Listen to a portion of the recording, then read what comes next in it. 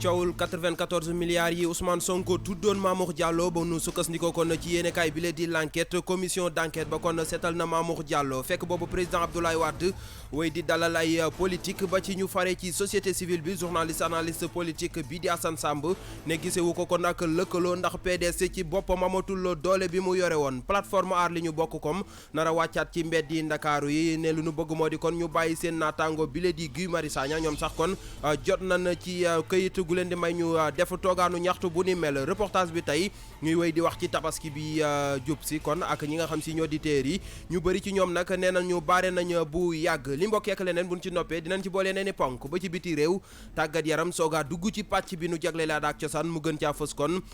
comédie musicale groupe Ferñeent ba nekk ca Pikine di yëngu ci wàllum artisanat ak art plastique dinañ waxtaani itam benn teenu cosaan bu nekk ca Ndande Fall nataal bi gan gi ak li ci yéene kaay ñu xëyandoo mooy buural Midi Culture ñu ñaanalante Daouda Gueye moo nekk ci machine bi. Midi Culture.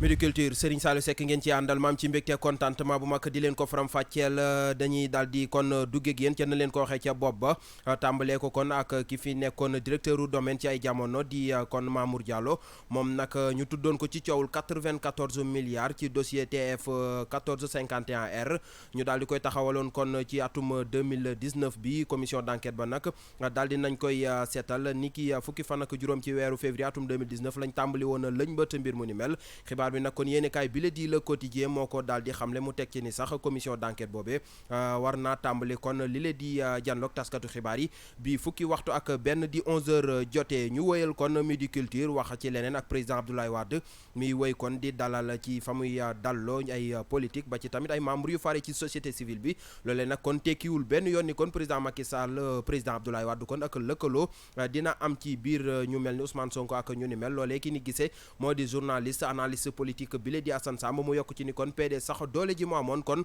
amatu ko ñu teewlu ko moom professeur Assane Samb gannaaw jokkoom ak King FM. donc stratégie Abdoulaye ñu xamuñ ci dara c'est-à-dire dara leerul aussi si ñun gisuñu aussi cohérence maanaam loo xam ni dafa tegu foo xamante ni ëllëg si biir am na fu mu jëm parce que bon depuis lors bi élection yi passé kenn déggatu ko problème Aliou Sall bi moom Idriss Seck kenn déggu leen c'est très bizarre élection yi bon xëy na local yi ñu ngi ñëw nee na bu kenn reporté date bi mais ñeen ñëpp d'accord nañ ci reporté donc ñun gisuñu benn stratégie Abdoulaye Wade boo xamante ni dina mën a sonal dëgg-dëgg Macky Sall d'autant plus que le PDS lu ñuy gën a avancé rek muy gën a dooleem di gën a néew waaw maanaam dafa mel dafa pëcc dafa bëri ñi dem bëri ñi mer bëri parti la boo xamante ni comme ki ko fondé rek ma Abdoulaye Wade maanaam parti bi dafa commencé sonn dafa commencé màggat dafa commencé di ñàkk ay doole parce que nit ñi dañu dem seen yoon ñu bëri dañu dem de telle sorte que vraiment man gisuma stratégie benn boo xam ni mën naa ko tuddee stratégie cohérente stratégie Abdoulaye Wade daf ñuy lëtt luñ ci xam dara mais lu wóor daal mooy parti moom mu ngi wax affaiblir bu baax a baax te góob ni waa Pastef yi fa ne maanaam ña nekk ca Sonko ak ñooñu ak waa société civile dinañ dem di bootu ci ku mel ni Karim Wade et autres donc te day difficile donc li gën a ñor Abdoulaye Wade mooy doomam mën a taxaw ëllëg place am muy Karim Wade donc loolu yëpp daal dafay nekk loo xam ne ëllëg si biir man gisaguma vraiment benn alliance politique stratégique boo xamante ni comme ni mu amee Côte d'Ivoire fan yi nga xamante ni Bédié ak Gbagbo ñu commencé di coaliser contre Alassane Ouattara loolu gisuma ko Sénégal dëgg-dëgg. mu nekkoon jàngatub Assane Samb di journaliste analyste politique ngeen di wéy di déglu Midi Culture ci rajo King FM midi moo jot ba tegal ñeenti simili. King FM, première radio digitale du Sénégal. ñu wax kon ci plateforme aar li ñu bokk ñoom nag janloog taskatu xibaar yi lañ doon def ne li ñu bëgg kon moo di ñu bàyyi seen naataango bile di Guy Marius Sagna waaye tamit ñu leeral coowul pétrole ak gaz bi ñoom sax toogaanu ñaxtu bi ñuy amal ni ki tey ji ci ngoon mujjee nañ caa daal di am autorisation compte rendu mu àcc. ginnaaw arrestation bu Guy Marius Sagna bokk ci mouvement aar li ñu bokk Abdourahmane Sow di naataangoom di ñaawlu jaay doole bi ñu teg seen kaw. justice bi ñu doon contesté ay jamono ñi nekk ci gouvernement am tey ak ay collaborateurs nekkoon suñu wet di ñu xeexloo na mu doon doxee ñu koy instrumentaliser ñu jàpp ne que c'est cette même justice là moom moo nekkaat en mission pour di salfaañe suñu sañ-sañ ci jotaay bi ni ngeen fi nekkee yëkkatiwul kàddu bindul signéwul postéwul ngeen jàpp ko kindape ko ay fan amuleen loo leen koy teg lu ñu dem ba ci biir naan fausse alerte foog naa la fausse alerte a été donnée par des institutions bien identifiées. Abdourahmane Sow di artu njiitu réew mi Macky Sall tey xamle ne xoqatal bi ñu teg seen kaw du tax ñu bàyyi benn yoon seen xeex. ñu dénoncer artu analyser ñu jàpp ko jaay ko doole loolu lañ fi doon xeex di ko bañ nekkoon ci wetu président de la République on a même le plaisir de rappeler que bañ ko fiy jéem a téye pour blanchiment d'argent ñun dañ taxawoon ne nguur guy jaay doole la di instrumentaliser la justice sénégalaise boobu nguuru Ablaye Wade la woon ñu assumé woon xeex boobu mu fekkoon ñu ci kon war na jàpp ne que tey jii la wàllu gën a ay. aar li ñu bokk di xamle ne dinañu wëyal seen combat bu ñu sukkandikoo ba tey ci Abdourahmane Sow. ajjuma bii di ñëw ci kàttanu yàlla bu ñu yàlla may fan ak jàmm dañuy delluwaat buum ci mboy ma ni ko olof waxee dañuy def marche ci allée du centenaire bi marche bi nag dafay tënk lu bëri la ñu taxoon a jub ndaxte on a des compagnons courageux boo leen demee Rëbës gis fa ñoom Guy Marius Sagna dañ lay wax ngal la bu liñ ñu téye yàq liggéey bi parce que ñun ñëpp xam nañ ne dañu bëgg yàq liggéeyu aar lu ñu bokk moo tax ñu leen di xoqatal ak di leen di téye. lu ci mën ci am plateforme aar li ñu bokk nee nañu duñu tegg seen tànk lu dul ñu libéré kii di seen natango wala it ñu leeral lu jëm ci wàllum pétrole ak gaz bi ba tax na tey jii ci aljuma ji aar li ñu bokk nar a wàccaat ci mbeddum Ndakaaru yi. Umu Hakimu ci xibaar bi ñu ci mujjee jot ko moo di ñoom aar li ñu bokk toogaanu ñaxtu bi ñuy amal ci kanam tuuti ci diwaanu Ndakaaru préfet mujjee na leen ca jox këyit wa leen di may ñu amal ko ñu wax kon ci reportage bi ak tabaski gi nga xam si daanaka lu yées ay ñaari ayu bés rek moo ci des taxit kon ñi leen di téyeer yi jëloon ay clients yu bëri ñoom sax ñu bëri ci ñoom nee na nu baare nan ngir mën a amal seen liggéey naam ni léeg-léeg ñu jànkontee ci ki jafe-jafe reportage u Maymuna Ñing.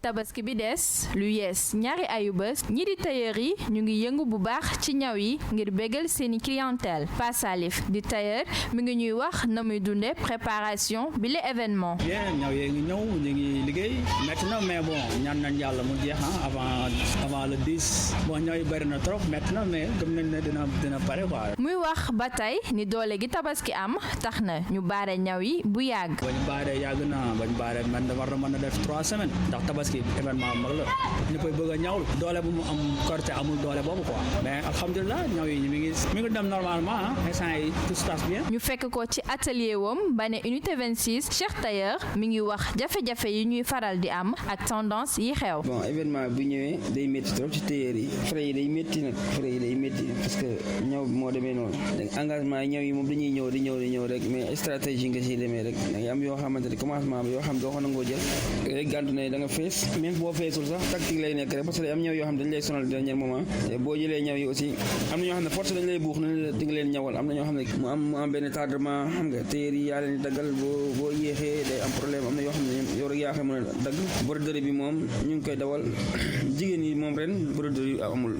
simple lañ bëri li ñuy def xam nga waaw événement léegi moom coupe simple la quoi te ren moom xam nga Obasanjo yi ñoo gën a dominer 3 pièces yi ñoo ëpp luñ ci ñaw c'est bon. Tabaski doon ab fête bu askanub Sénégal fonk loolu ba tax na mag ak ndaw ñëpp a ngi dem seeni tailleur ngir ñu génne leen fu nooy. Maymuna Ñing midi moo jot ba tegal juróom-ñetti simili ci aéroport international Blaise Diagne.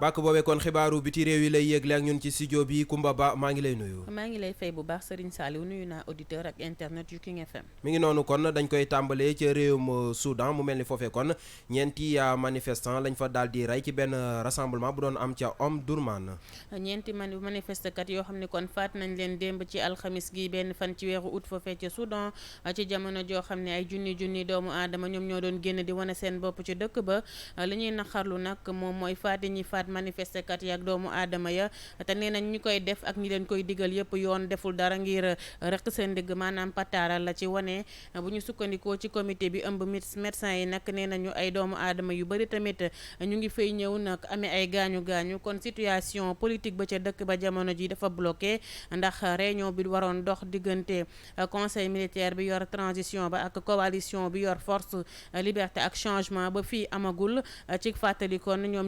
militaire yi jëloon nañ nguur gi fukki fan ak benn ci weeru avril atum 2019 bi ñu nekk boobaak léegi nag ci xayma nee nañ Serigne Saliou ñaari téeméer ak ñeent fukk ak ñaari manifestekat foofee ca Soudan faat nañ leen ci ay manifestation République démocratique du Congo DRDC la ñuy utali foofee kon expert yu mbootaayu xeet yi ñu fa faatoon mu mel ni joxoñ nañ ci baaraamu tuuma ñetti agent yu fare ca nguur ga. beneen procès bu yees la ñu ubbi tey ji kon àjjuma ñaari fan ci weeru août atum 2019 ca République démocratique bu bu Congo ñeel kon li nga xam ne mooy ñaari experts yu ONU yooyu te ñu faatoon leen muy américain bi di Michael Sharp ak suédoise bi di Zaida Catalan mu ngi xewoon nag ca weeru mars atum 2017 foofee ca Kasai central benn colonel daal ak ñaari inspecteur tuumaal nañ leen ci tey ji kon dinañ jàkkaarloo ak attekat ba waaye bi la yoon ñoom nag ci banc des accusés la ñuy toog maanaam ci ñu tuumaal la ñu bokk ñoom ñetti agent yooyu nag nga xam ne li leen gënoon dugal bokk na ci ay taskatu xibaar yu nekk ci RFI waaye yeneen këru tasukaayu xibaar ci weeru septembre atum 2017 maanaam liste boo xam ne daal toll na ci ñaar fukk doomu aadama wala lu ko ëpp ñuy ay suspect maanaam ñoo xam ne njort nañ ni laale nañ ci mbir mi kon tey dinañu jàkkaarloo ak cour militaire bu ex Kasai occidental. ñu jeexalee Mauritanie wax kon ci liy xaar président bu bees ba di Mohamed Ould Ghazouani kon démb investir nañ ko ci alxamis gi benn fan ci weeru août kon daal jamono ji moom mooy fanaan ci palais ba moom mi nga xam ne jege ñaale la woon ci Mohamed Ould Abdel Aziz mi nga xam ne moo fa wàcc waaye nag nee nañu chantier yi koy xaar bëri na am na loo xamante ni moom la war a njëkk a def mooy fexe ba askan wa am ci moom confiance ndax ñàkkoon nañ ko ci nguur gi fa nekkoon ndax nee nañu daal dafa mel ni dañ leen fàtte woon te nee nañu Mohamed Ould Abdel Aziz mi nga xam ne moo fa wàcc nii faalewu leen woon ndax da doon def ku ànd ak moom mu sédd la ku àndul ak moom du la sax faale kon daal am na mbir yoo xam ne jàmp na lool ci yenn gox yu ne ci dëkk ba xam ne askan wa fay dund kon seen loxo jotewul seen gannaaw ay besoin yoo xam ne nag il faut mu taxaw si yu ci mel ni ñàkkum ndox askan woo xam ne pour ñu gis ndox jafe na si ñoom wala sax jot ci service public yu mel ni wàllum faju ak njàng daal jafe na leen lool Pape Madiakhaté kon Serigne Saliou kon ba tax jamono ji yaakaar juddu na ci ñoom ñu ne ñu ngi xaar kon moom mi Ould Ghazouani mu taxaw ci seeni soxla kon foofu ca Mauritanie tey la ñuy taxaw ci xibaar yi ñeel biti réew. jaajëf Koumba Ba ñu jàll ci tàggat yaram. Tout de suite, le sport. Now, sports. xibaaru tàggat yaram mi Papa Madiakhaté Sarr loon ci àndal maa ngi lay nuyu. maa ngi lay fay bu baax Serigne Saliou di nuyu bépp auditeur bu rajo King FM. mi ngi noonu kon dañ koy tàmbalee wax ci wàllum basketball ak kon ki nga xam si moo di Abdourahmane Ndiaye Adidas ñu tekki ndombal tànkam moom it yëkkati na ay xibaar. tey ci suba la doon janoo ak taskatu xibaar yi ngir indi ay leeral ginnaaw ba nu ñàkkee daal di koy fësalaat ci bopp équipe nationale bu Sénégal bëri na nag ay mbir yu doy waar yoo xam ne yëkkati na ko ci contrat bu mu toog fayuñu ko salaire am ak li nekk ci contrat ba nu ko proposé ñu teewlu ay kàddoom. man Abdourahmane Ndiaye soo bëggee mi liggéey Sénégal pour 1 franc symbolique je le fais wax ko rek te na nga ko bind mu jeex naa liggéey Sénégal 1 franc symbolique te kenn du ko xam. donc ils m'ont proposé ce contrat là moom ko sama il y avait des rémunérations pour la coupe du monde un contrat de 2 ans avec pour la coupe du monde des rémunérations qui étaient bien précise, je peux vous le dire. Il y avait 15 millions payables, 10 millions au moment du paiement de la prime et tout ça, et 5 millions à la fin de la compétition. Ok, ça faisait 15 millions. Et pour les autres aspects du contrat, sur les 2 ans de contrat, la rémunération se fera sous forme de pitchiste. C'est-à-dire que chaque fois qu'il y a des compétitions, on s'assoit à nouveau pour waxtaanaat ñaata laa la mën a jox ñaata dërëm ci ñu waxtaan man tamuma loolu. non franchement tamuma loolu pour man du contrat. ma woo ko ma ne ko président mu ne waaw ma ne ko gis naa sama conseil juridique on a un certain nombre d'observations à faire ak reformulation boo xam ne daal bu naa ñuy def ko ça fait 1 mois que ma demande la liste des sections moom sax mosuma ko laaj de parce que li mu wax ci journal bi ne moom ma ko laaj moom mosuma ko laaj Maguette Diop le DTN qui m'a demandé de faire la liste ma ne Maguette mu ne waaw ma ne il faut qu'on fasse les choses dans l'ordre et correctement man su ma la joxee liste tey sélectionné yow bu la neexee nga ne ma yaay kan su la neexee nga ne ma yow may jox liste yaay kan man kenn nommé wu ma ak ku ma nommé sur quelle base lay taxaw di joxe ay liste depuis 1 mois mënu ma ko loolu defal leen ma contrat ma signé ma joxe sama liste maa ngi liggéey parallèlement jour yi maa ngi doon woo jusqu'à lundi soir woo naa leen ne leen préparez vos trop licence je m'en fous ça va être dans l'urgence mais gaaw leen ngeen ñëw pendant ce temps là pendant li ma leen wax moom président contacté na beneen entraîneur ba ci guddi gi dina envoyé na ma mail mais man maa ngi doon nelaw mu ngoog mu nekkoon Abdourahmane Ndiaye Adidas ak kàddu yi mu yëkkati tey ba muy janoo ak taskatu xibaar yi di ci indi rek ay leeral ci li nga xam ne moom moo ñeel contrat ba nu ko proposé woon Serigne Saliou. moom Abdourahmane Ndiaye Adidas ki ko wuutu moo di Moustapha Gueye génne na kon liste bu bees. liste bu bees ginnaaw démb bi mu génnee liste bu njëkk bu am 26 ci ay joueurs tey jii 20 joueurs la daal di génnee ab liste bu bees boo xam ne Gorgui Sy Dieng ak Tako Fall ñoom bokkuñu ca ndax danoo amul ab indisponibilité foofee ca NBA Youssouf Fall moom it bokkatu ca waaye Khan Dalmeida ak Lamine Samb ñi nga xam ne dañu leen génne woon ci liste bu njëkk bi ñoom léegi ñoo nga ca ndax dañ leen cee delloowaat am na it yeneen joueurs yoo xam ne ay joueurs locaux lañu ñu bokkoon ci liste bi ñoom it dañ leen ca génnee. dañuy jeexale kon wax ci wàllum football ak CHAN 2020 bi mu mel ni gaynde yi noppi nan ngir daan Libéria fii nii ci diwaanu Dakar. équipe nationale locale maanaam joueurs yi nga xam ne ci championnat bi fii la nuy footballé fas yéene daje ëllëg ca stade Léopold Sédar Senghor ak équipe bu Libéria ngir manche retour bu tour bu njëkk ci éliminatoire championnat d'Afrique des Nations 2020 bi fas yéene amee ca Cameroun ñoom gaynde yi nag ginnaaw ba nu leen daanee ca ale ba benn bal ci dara naataango Birahim Gaye daal nee nañu taxaw nañu temm ngir rek jàll ci tour bu ca topp moom mi nekk ci Jàmbaar de Saly ma ngay woo askanu Sénégal ngir ñu ñëw daal di fees ca stade Léopold Sédar Senghor ngir gunge leen supporter leen ñu teewlooy kàddoom. mën nañu wax pare nañ parce que ça fait presque 2 mois ñi ngi entraîné dem nañ Libéria amuñu fa résultat bu baax mais bon des na benn manche te suñu dëkk lañ koy joué incha allah dinañ def lépp lu ñu mën ba mën a gagné Libériens yi pour passer beneen cap bi dajanteeg ak Guinée parce que boo xoolee 8 ans mi ngi nii demuñu CHAN te coach bi mi ngi koy wax à chaque fois depuis ñu dugg regroupement nee na objectif ren bi qualifier CHAN la te ñun joueurs yi aussi tamit bëgg nañu bind histoire football Sénégal bi donc dinañ def lépp lu ñu mën ba samedi incha allah ñu jéem a gagné. match aller bi nag boo xoolee niñ ko doon joué dafa metti trop parce que bi ñuy yegg Libéria dafa doon taw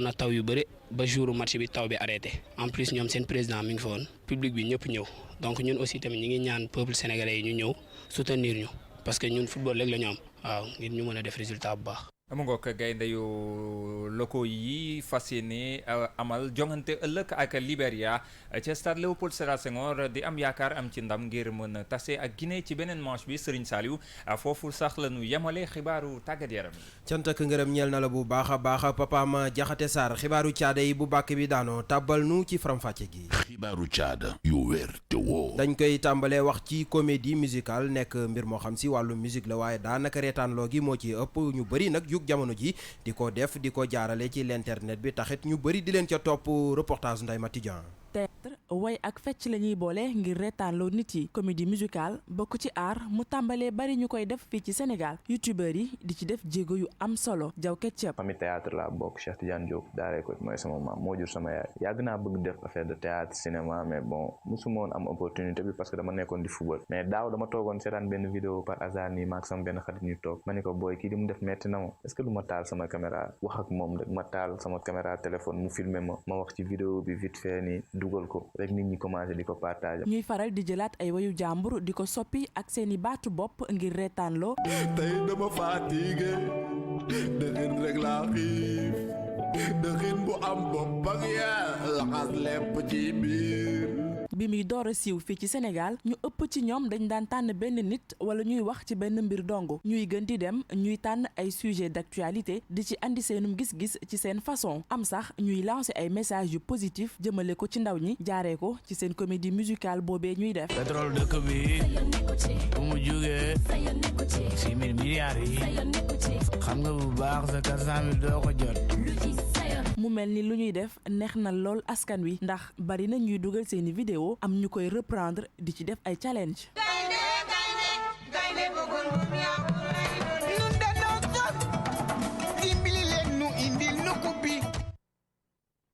mi ngi noonu di ko jaajëfal bu baax a baax Ndeye Mati Dieng leneen lu ñuy waxtaane ci biile jotaayu xibaar rawatina ci pàcc bi nu jagleel aada ak cosaan moo di kon groupe Ferñeente ca Pikine la nekk ñoom nag kon lamboo nan lu toll ci fukk ak benn métier yoo xam si dañ koy def ñu mën caa ràññee artisanat ak art plastique seen jafe-jafe nag moo di kon la ñuy liggéey daanaka kenn du ko gis reportage foofee ca Pikine jox mbooj. ñi nekk ci buntu Pikine jàkkaarloo ak complexe culturel Léopold Sédar Senghor bi nekk ci diwaanu Pikine Ferñeent nag boo fa duggee la lay njëkk yéem moo di sàkket yi nga xam ni moom lañ ko wëralee lépp di gën a fësal li nga xam ni mooy seen xarañte ci wàlluk aar Omar Ciss kenn la ci ñiy liggéeyee fii ci Ferñeent. turu Ferñeent daanaka wane na boppam comme niñ koy déggee ak nañ ko mën a waxee aussi mooy loo xam ni day meññ di dem ci kaw ni ko xalaatee diggante suuf ak jant dañu rassembler ay métiers yu bari lu mel ni sérigraphe lu ci mel ni aussi faux plafond lu ci mel ni fer forgé ak ñiy def artiste plasticien ñi ngi fii ñuy def tailleur ñi ngi fii di jàppale ay jeunes ci ay formation ci métier yu ñu yor. groupe Ferñeent nag ay œuvre d'art yu am solo la ñu fiy def waaye nag visibilité bi war dëgg moo des ngir Pikinois yi gën leen a xam. commune Pikine xam na ne Ferñeent mi ngi biir Pikine amuñu occasion 100% promotion bi dal voilà mais kon am na ñoo xam am na ñoo xam ne xamuñu mais ñi ngi bëgg aussi mu yaatu ba képp koo xam ne yaa ngi dëkk Pikine ngay wër aar boo ñëwee Ferñeent lépp dina mat. xarañte bi nekk ci artisan yi nekk Ferñeent nag tax na ba amul lenn loo xam ni tëna leen. Abraham Trésol mooy ménagère groupe bi. dafa am benn volet bi nekk si ñun muy volet recyclage de matière plastique parce que comme loolu dafa am ay corps de métier am na corps boobu day récupérer day recycler des objets yoo xam ne da nga ko sànni wala amatul utilité ñu defaraat ko mu nekk lu xam ne dafa utile que même soo jëlee wàllu couture bi avec monsieur Faye day jël ay jeans usés yi dëgg ci ay sacs yi sunu soubassement projet mi ngi tëdd si ñetti fan rek si création formation ak action. groupe Ferñeent bi nekk ci Pikine nag lu ëpp fukki corps de métier ñoo ngi fay daan seen doole booleeg di tàggat ndaw yu bari ngir ñu mën a demal seen bopp li leen yitteel nag moo di Pikinois yi gën leen a xam waaye it gën a jëfandikoo seen œuvre d'art yooyee. di ko jaajëfal bu baax a baax Dior Mbodj gëstu bi tey Ndande Fall la ñuy utali di dëkk bu nekk kon ca département bu Kébémer région bu Louga foofee na kon jàppale ni benn teen nga fa teen boo xam si teenu cosaan la ñu duppee ko kon Kalum Fall gëstu bekk Mamadou Sow. Rufisque am Kumba Lamb Kumba Kastel Gorée Kumba Bang sa Saint-Louis Kumba Kayel Ngaparou Kumba Copaan ak it yeneen di ay génie protecteur maanaam rab yi nga xam ne ñooy sàmm ak aar diwaan wala dëkk yi nga xam ne foofee la ñu bàyyeekoo daanaka ku si nekk si ñoom di wuyoo si turu Kumba jur laaj yu bari ndax sa Rufisque lébu yi fa bàyyeekoo ñoom li ñu jàpp moo di mennum Kumba maanaam Kumba Lamb Ndooy ni si moom rek la ñi nga xam ne ñoo di yeneen rab yi wuyoo si turu Kumba bàyyeekoo suñu sukkandiku si ki nga xam ne moo di Pape Lay Ndiaye yore lépp luy taarix maam Kumba Lamb daanaka Kumba Lamb mooy soppi turam saa suy tukki dëkk wala diwaan bu nekk daanaka ami rab Ngaparou Kaolack Fatick Joal ak it yeneen waaye li ñu nemmeeku sa Yoff ute lool ak la sa Rufisque ndax ñoom lébu yi sa Yoff li ñu jàpp rek mooy tur bii di Kumba tekkiwul wala xamlewul leneen lu dul ni rab wi jigéen la ba léegi sa Yoff li ñu xamle moo di rab yépp ci mennum famille lañu bàyyeekoo ndax ay cousine lañu muy gis-gis yu ute diggante lébu Yoff ak wu Rufisque lenn li nga xam ne ñoom ñaari camp yi ànd nañu ci moo di Kumba Lamb moo jur ki nga xam ne mooy rab bu Yoff njare Kumba Ndooy mi ngi noonu kon mu nekkoon Mamadou Sow doon waxal ci leneen di kon turu rab yu ci mel ni kon ba nekk ca Ndar Géej ak file di Tëngéej jombul kon reportage bi mu jagleele teen bi ñu duppee Kalom Fall nekk ca Ndande Fall di ngeen ko mën a dégg ci sunu yeneen jotaayu xibaar Midi Culture ñu jàll ci nataal bi. Le portrait du jour. tey ñu leen di gën a xamale kan ak Blaise Senghor nekkoon kon ab cinéaste fii nii ci réew mu Sénégal ñu ràññee ko woon bu baax a baax kon ci lu muy def bi mu génnee àdduna nag mim do kon jamono ji muy génn àdduna mi ngi amoon kon ñeent fukki at ak ñeent ñu teewlu kon nataal bi ak Aminata Ba. bu ñu ne Blaise Senghor xel yëpp dem ci centre culturel Blaise Senghor bu ñu ko duppee Blaise Senghor nekkoon cinéaste sénégalais intellectuel bu kenn dootul naatable ci dundam bu gàtt mu ngi génn ci àdduna ci fanweeri fan ci weerub mai atub 1932 ca Joal mu ngi làkku àdduna ci juróom benni fan ci weerub octobre ci atub 1976 ñeent fukki at ak ñeent rek la amoon waaye loolu teewul mu am carrière bu riche ci wàllub réalisation mu doon taxawu ñu doon def théâtre mu nekkoon tamit conseiller technique ca ministère bu information ak ambassadeur bu Sénégal fële ca Paris nekkoon na ambassadeur délégué permanent bu Sénégal ca UNESCO vice-président bu conseil exécutif bu UNESCO ak tamit teewal na réewam bi di Sénégal ca bitim réew ci ay conférence ak ay festival yuñ doon amal Blaise Senghor nekkoon jarbaat ci Léopold Sédar Senghor mi njëkk jiite réew mi di Sénégal mu ngi jànge ca IDEC ca Paris ba mu am licence am dal dina amal ay documentaire yu bëri ba mu am ci raaya bi di Wurs d'argent ci court-métrage bi mu jagleloon le Grand Magal de Touba Festival Berlin 1962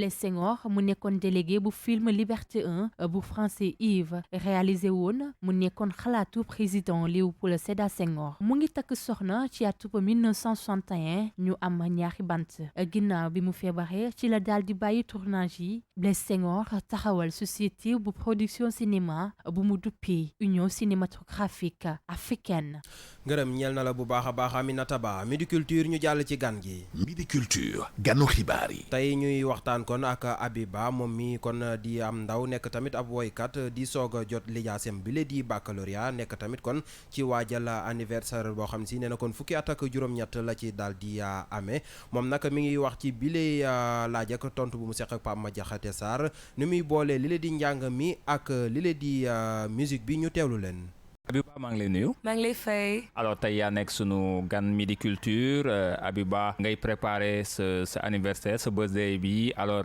comment ça va se passer. Donc maa ngi leen di nuyu ça va hyper bien se passer inch'Allah l'anniversaire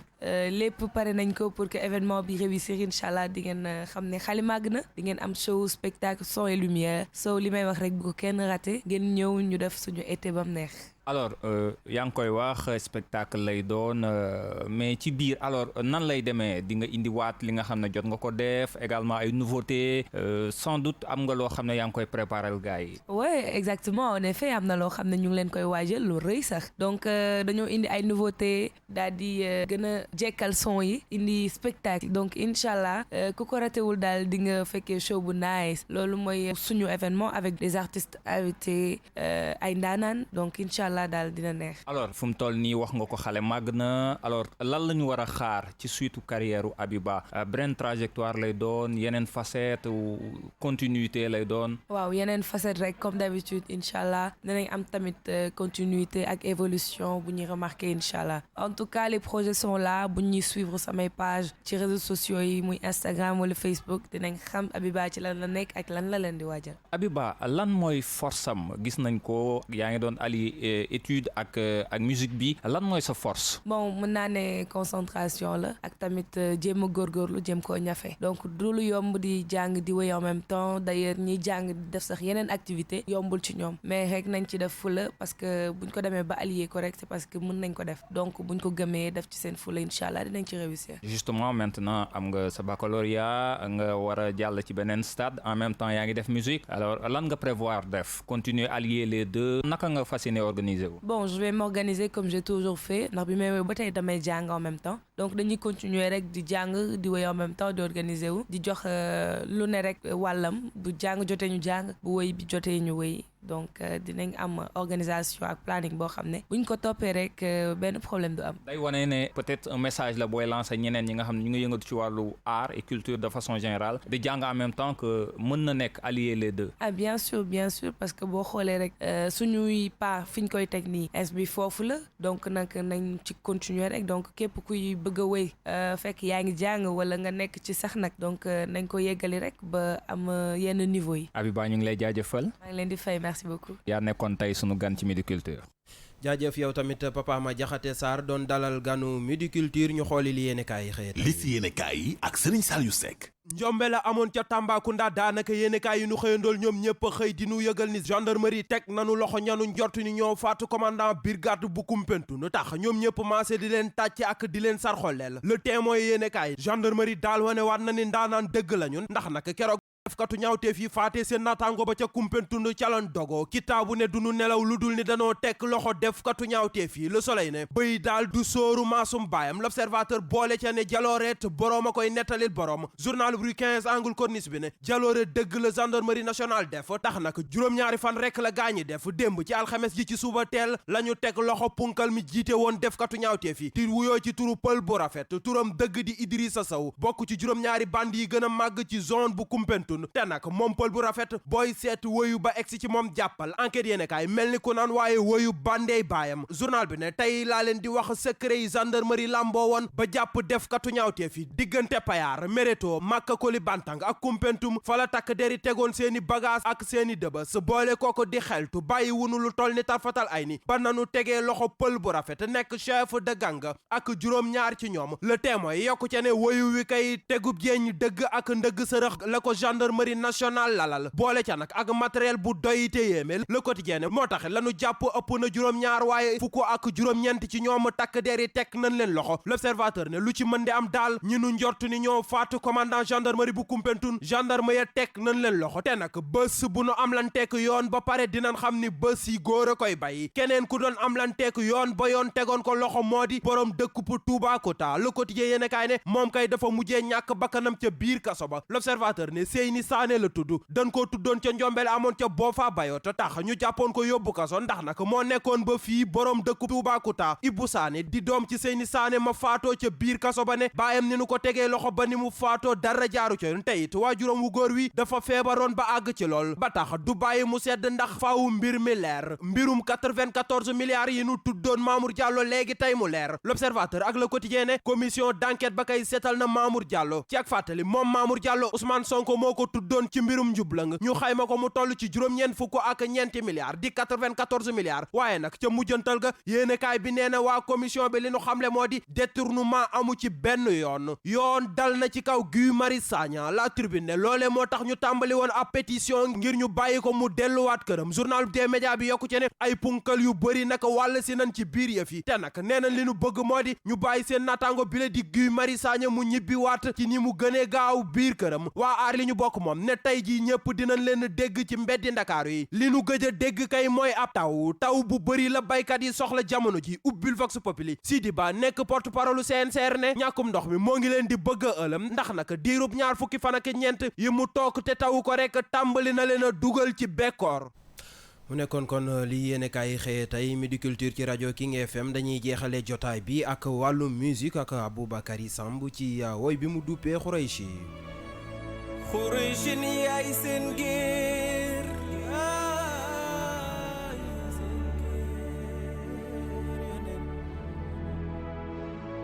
Khoureychi ni yaay seen géer moom Seyduna Muhammad Bani Hashim moo leen moom yonent be mi ngi noonu kon mbokk yi foofee la ñuy yam ak yéen ci Midi Culture di jaajëfal bu baax a baax Daouda Gueye mi nekkoon ci xarale gi Kader Lo moo nekkoon ci production bi digital Cheikh Faye léegi-léegi kon DJ Cool mooy ñëw woyal King Feeling lu mooy loolot maa ngi jaajëfal képp ku jàpp ci réalisation Midi Culture ba mu yemb mbokk yi yàlla na jàmm yàgg. Midi Culture.